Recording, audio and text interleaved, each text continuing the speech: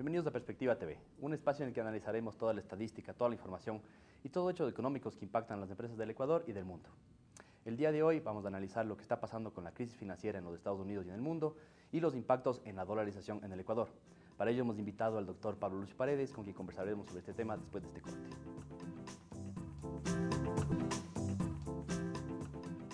Bienvenidos nuevamente a Perspectiva TV. Como habíamos anunciado antes del corte, nos encontramos con Pablo Lucio Paredes. Vamos a conversar sobre la crisis económica mundial y la crisis en el Ecuador. Bienvenido al líder nuevamente, Pablo. Mucho gusto, encantado de estar aquí. Bueno, gracias a ti por venir.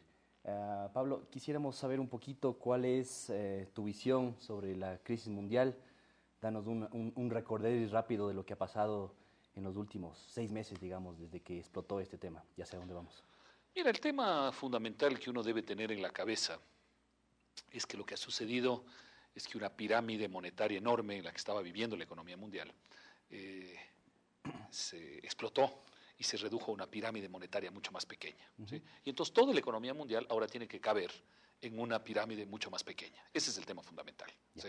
Hay menos dinero, hay menos crédito, etcétera, etcétera. Entonces, obviamente, si tú tienes que pasar de vivir de una pirámide grande a una más pequeña, tiene que ajustarse la producción, el empleo, los precios. Las tres cosas tienen que ajustarse. Y es lo que estamos viviendo. ¿Sí? Y normalmente en estas circunstancias, y eso es lo grave, la pirámide, así como fue demasiado grande en la época de euforia, se vuelve más pequeña de lo normal en la época de pánico. Sí. Sí. Entonces no es que tienes una pirámide normal, antes tenías una excesiva y ahora tienes una demasiado pequeña, y entonces el mundo se está ajustando a eso. Lo que no sabemos es esa pirámide más pequeña, hasta cuándo se va a achicar o cuándo va a volver a un tamaño más razonable, ¿no? Yo te diría que en este momento antes había 3 escenarios y ahora ya solo quedan 2. ¿Cuál es Antes había un escenario optimista en el cual para, digamos, mediados de este año la economía empieza a recuperarse. Ya, bueno, primero ya estamos tan cerca de mediados de año que es obvio que ya no, que es muy difícil ese escenario. Claro. Entonces quedan los 2 escenarios. El uno, que es un escenario catastrófico, al cual se están subiendo cada vez más expertos internacionales. Está Rubini, del que hablábamos antes, está Stiglitz, hasta cierto punto Krugman, está Amartya Sen, en fin, hay una cantidad de gente importante que está subiéndose al carro de que esto Además, va a ser... gente muy famosa que cuando habla la gente le escucha, ¿no? Absolutamente, sí. Y por otro lado, no te olvides también de que todo esto tiene detrás de esto incentivos humanos, naturales.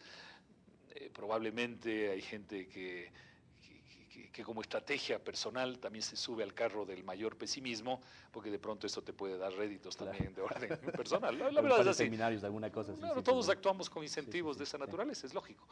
Pero en todo caso, digamos que hay cada vez más gente importante y notable que está subiéndose al carro de que la crisis va a ser mucho más larga de lo que pensamos, que ciertamente va a durar hasta el 2010, pero que luego la cola va a venir por lo menos hasta el 2011, 2012 sí, o más. La diferencia entre las opiniones van entre una crisis que tenga una forma de U, ¿no? Una larga U, digamos, que se recupere después, o una crisis más tipo L. Exacto. ¿No? Entonces te digo, hay muchos más que se suben al carro de la L, pero digamos, todavía la mayor probabilidad sigue siendo una U larga, ¿sí? Y que por ahí alrededor del 2010 estaríamos algún rato saliendo de la crisis, ¿no? Yo creo que eso es lo que estamos viviendo y esto genera una enorme incertidumbre, y dentro de eso hay momentos de euforia. Sí.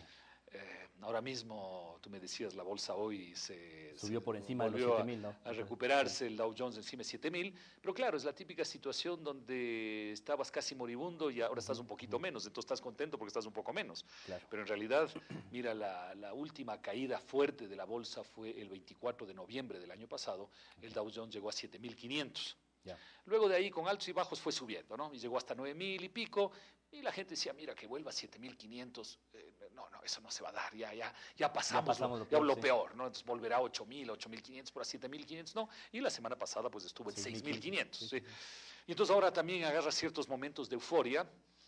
No sería sorprendente que de aquí a algún tiempo tengas otras malas noticias y que la bolsa vuelva a caer no a 6.500, sino eventualmente a menos de 6.500, aunque claro, a todos nos conviene, y toquemos madera, ¿sí? De que en realidad ya haya pasado lo más grave y sigamos adelante, pero no es obvio, ¿no? Todavía hay una serie de catástrofes que no se han dado. Por ejemplo, el tema de Europa del Este es un tema gravísimo. Que está ahí pendiente. Como que Europa Occidental ya está dentro de la crisis, ya ha caído, pero... Claro, pero el problema es que Europa Occidental está muy comprometida con Europa Oriental, ¿no? Desde todo punto de vista, no solo político, sino económico.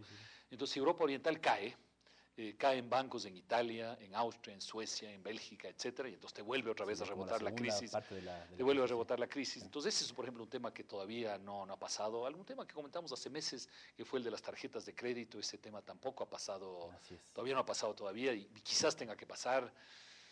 Entonces, por esto digo, todavía hay momentos de malas noticias que pueden venirse, ¿no? Lo que sí es seguro es que vamos a seguir viviendo alzas y bajas muy grandes, momentos de euforia pasajeros o de depresión.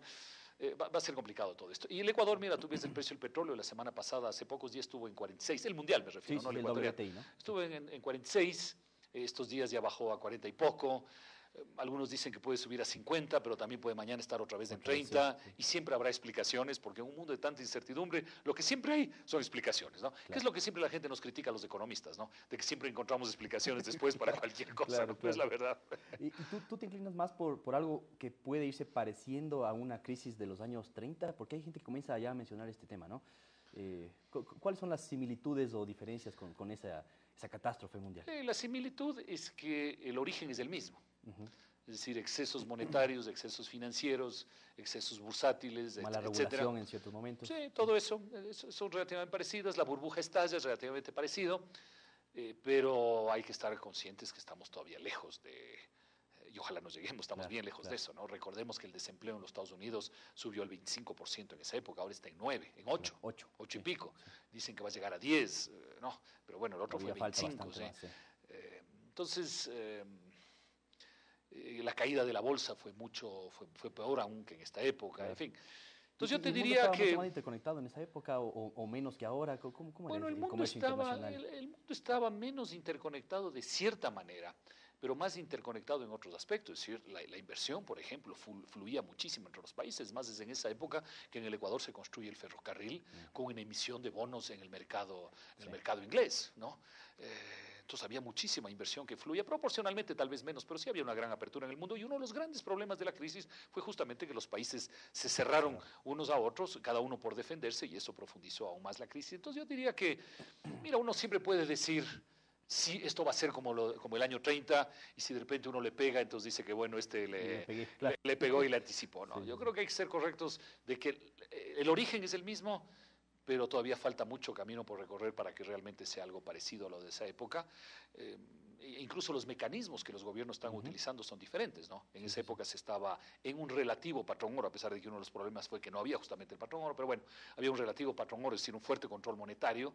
Los gobiernos fiscalmente no actuaban de la manera en que actúan los gobiernos hoy, y hoy estamos actuando de una manera absolutamente laxa, en el sentido de que la política monetaria y la política fiscal ya no existen, ¿sí? Es decir, los gobiernos simplemente están gastando todo lo que pueden gastar, ¿no? Cuando uno habla de políticas es lo contrario, es poner orden en las cosas. Entonces aquí no hay ninguna política, es simplemente... Y yo creo que es un tema bastante irresponsable también que se está dando. Es una de las críticas, ¿no?, que se está haciendo ya la Obama-manía como que ha pasado, y ahora una serie de institutos y economistas, sobre todo en Estados Unidos, que le están dando duro, digamos, a Obama, ¿no?, por la fuerte expansión del gasto. Mira, la expansión del gasto y la expansión monetaria son absolutamente demenciales.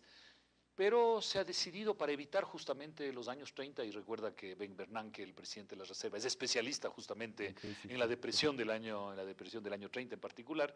Él quiere hacer exactamente lo contrario de lo que se hizo en esa época, es decir, quiere meterle todo el dinero del mundo, sea vía Banco Central, sea vía gasto fiscal, para, digamos, entre comillas, minimizar el riesgo de repetir los años 30, ¿no? ¿Quién sabe si esto va mal? En la próxima crisis en 50 años dirán, no hay que hacer ni lo de los años 30 ni lo del año 2008, claro. Porque ambos fueron un desastre. Pero no fue justamente con el New Deal la política keynesiana, más bien, de incrementar el gasto. Claro, y todo claro, eso, pero eso ya vino en el año 33, ¿no? Y la crisis después arrancó en el año 29.